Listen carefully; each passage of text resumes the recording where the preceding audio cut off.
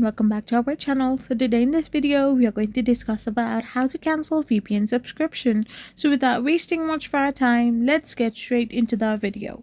So if you have purchased any kind of VPN service and you want to now cancel the subscription, you need to log in into your account on the provider's website and navigate to the subscription or billing section. You need to now simply select the cancel subscription or disable automatic renewal. If you have subscribed via the Apple Play Store or Google Play Store or Apple App Store, you can cancel through your device's subscription section. You can go to your Play Store or App Store, select your profile, go to Map Payments and Subscriptions, and there you can find your subscription. So you can simply cancel your subscription of VPN through this particular section.